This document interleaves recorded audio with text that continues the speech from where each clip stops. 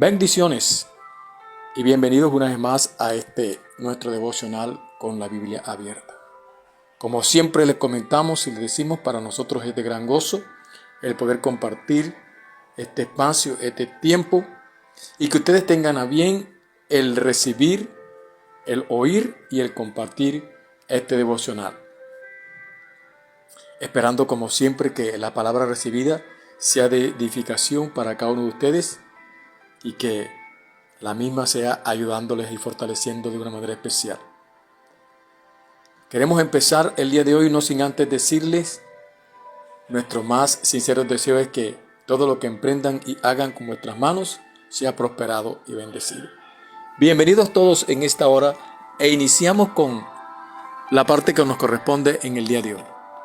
Hemos venido hablando de esta serie Anhelo por la casa de Dios, basándonos en el Salmo 84.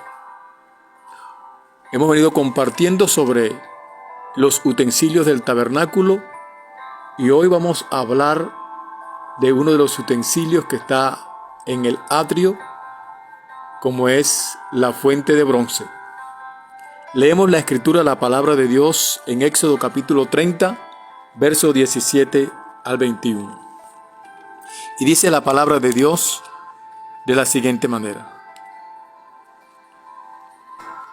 Habló más Jehová a Moisés diciendo: harás también una fuente de bronce con su base de bronce para lavar, y la colocarás entre el tabernáculo de reunión y el altar, y pondrás en ella agua, y de ella se lavarán Aarón y sus hijos las manos y los pies. Cuando entren en el tabernáculo de reunión, se lavarán con agua para que no mueran.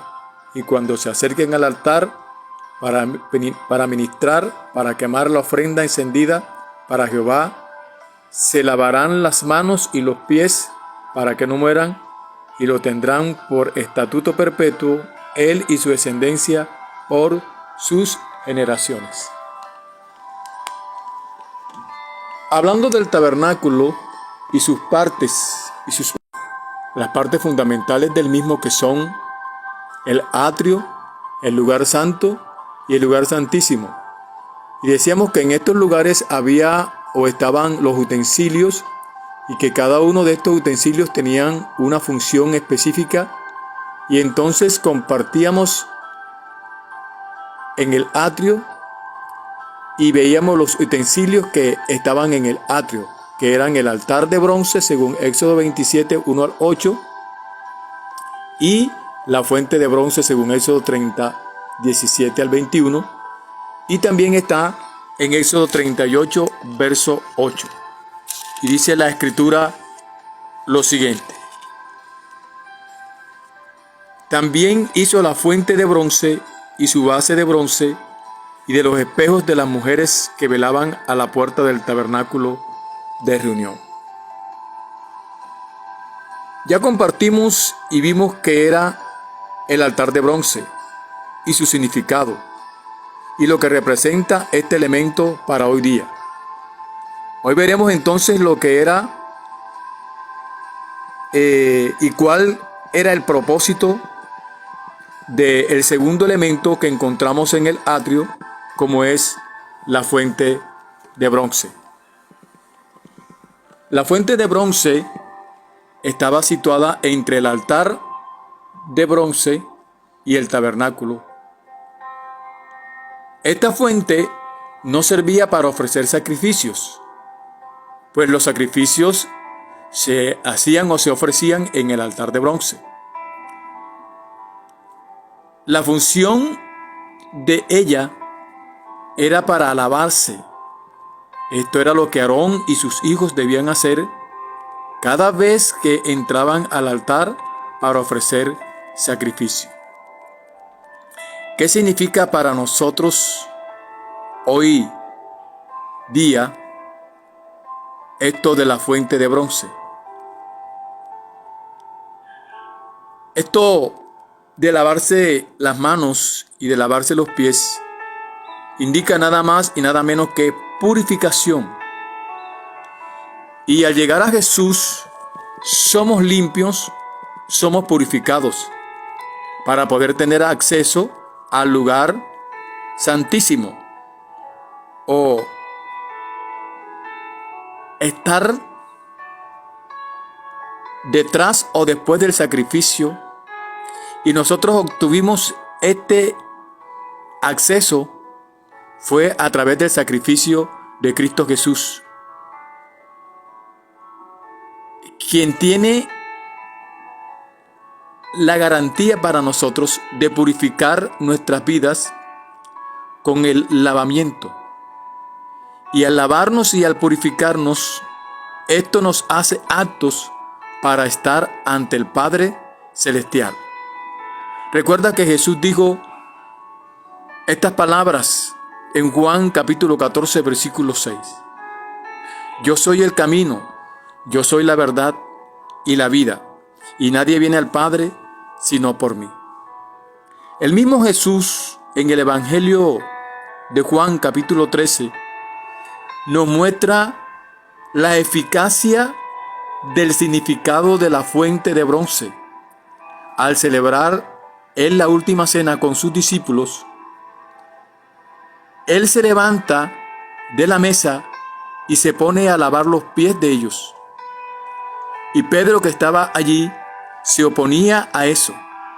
Pedro no quería que Jesús le lavara los pies y él no aceptaba que Jesús hiciera eso con él.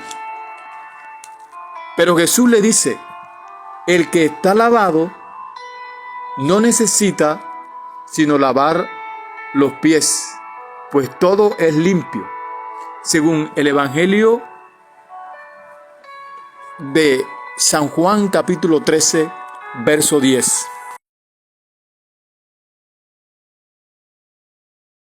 Vosotros limpios estáis, aunque no todos.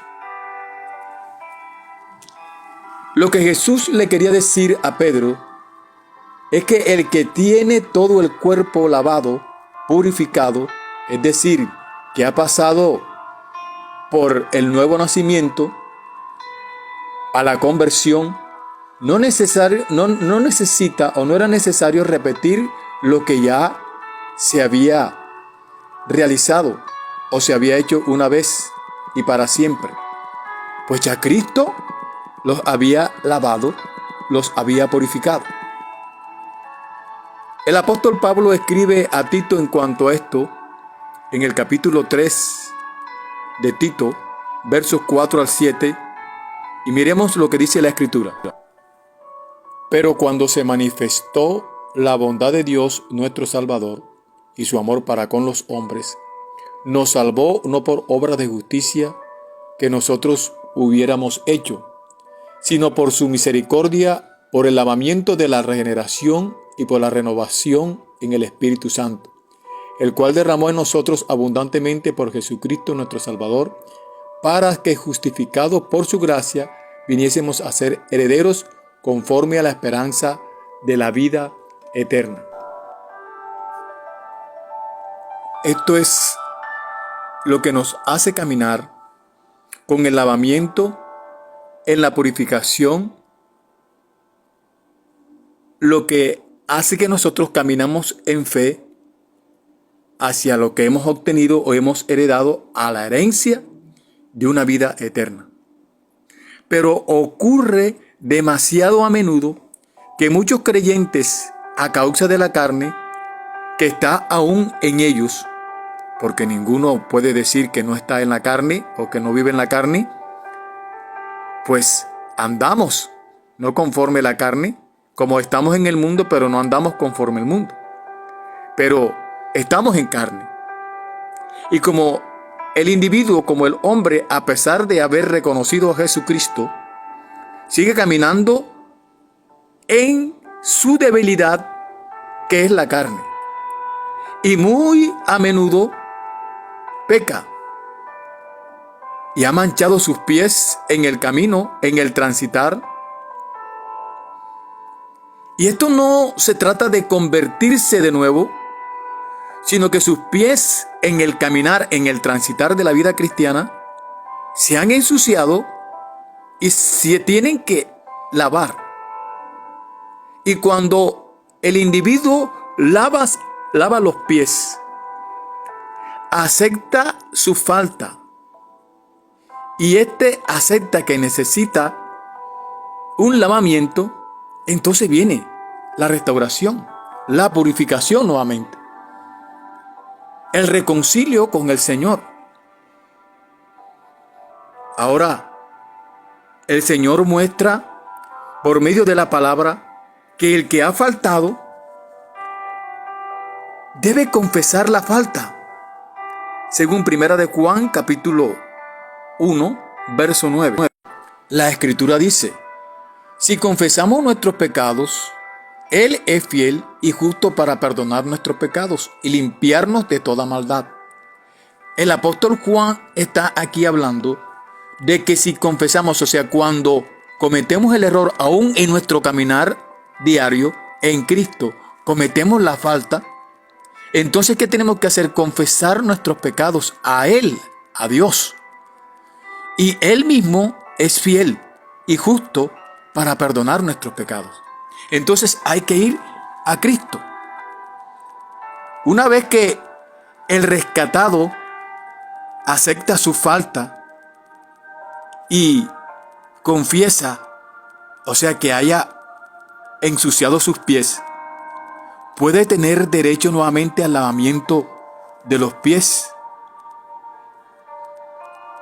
para poder tener parte con el Señor, es decir, gozar de la comunión con el Padre. Es necesario e importante realizar cada día ese juicio en nosotros. Somos nosotros mismos los que debemos autoanalizarnos cada día, pues la Biblia dice, en cuanto al momento de participar de la cena del Señor, Pablo escribe a los Corintios y les dice algo de suma importancia: pruébese cada uno de vosotros. O sea, no te va a reprobar ni a aprobar la gente que te está observando, ni la gente que te está viendo, sino quien tiene que probarse eres tú mismo de la situación que estás viviendo. Es lo que enseña la Escritura. 1 Corintios capítulo 11, versos 26 al 32. Así pues, todas las veces que comieres este pan y bebieras esta copa, la muerte del Señor anunciáis hasta que Él venga.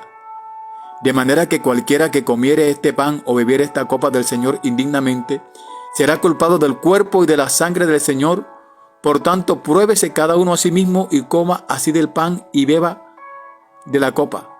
Porque el que come y bebe indignamente sin discernir el cuerpo del Señor, juicio come y bebe para sí. Por lo cual hay muchos enfermos y debilitados entre vosotros, y muchos duermen. Si pues nos examinásemos a nosotros mismos, no seríamos juzgados, mas siendo juzgados, somos castigados por el Señor para que no seamos condenados con el mundo. La Biblia es muy clara en esto. Muchas veces los que hacemos que las cosas sean más difíciles somos nosotros. Por eso el Señor Jesús dice: porque fácil y ligera es mi carga. Cuando está hablando del acto de nosotros examinarnos a nosotros mismos, esto nos está agregando que por el hecho de haber manchado los pies en el camino, se debe abstener de participar de la cena. Todo lo contrario, pues la Biblia dice: pruébese, analícese. Algo muy individual y personal.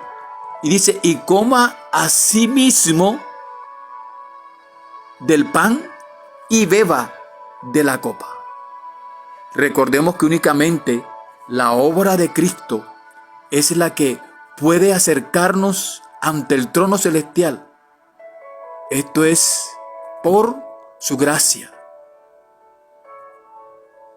Yo no sé si usted en esta hora está captando el mensaje, está captando lo que estamos tratando de decir, porque muchas veces nos abstenemos de participar de la cena sin antes consultar con el que dio su vida por nosotros. Decidimos nosotros por el Señor.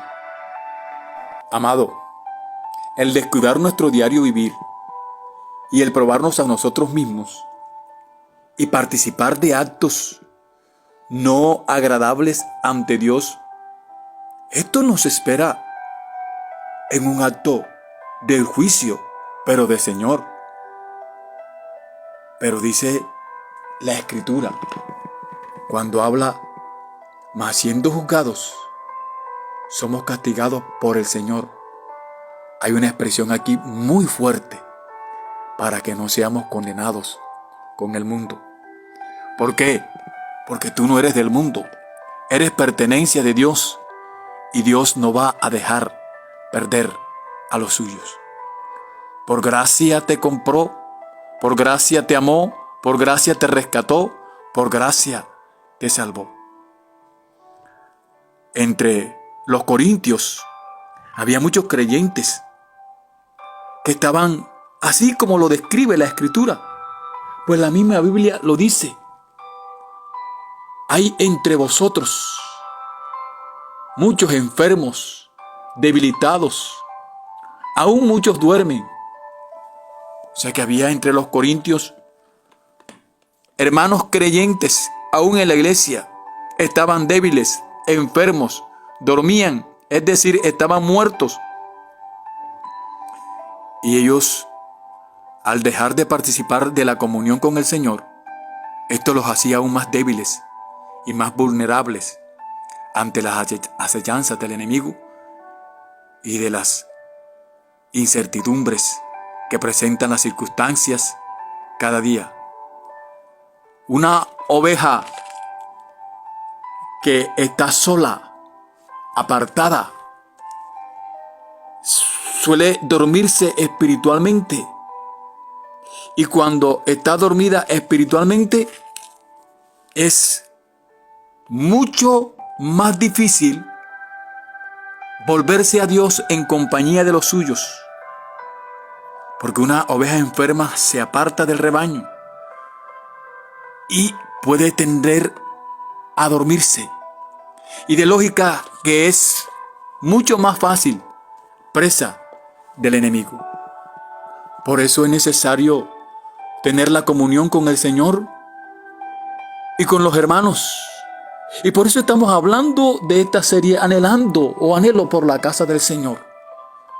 ¿Cuántas veces no has dejado de congregarte porque alguien te miró feo? ¿Porque alguien no estuvo de acuerdo contigo? ¿Cuántas veces has dejado de participar de la cena del Señor porque no te aprobaron algo?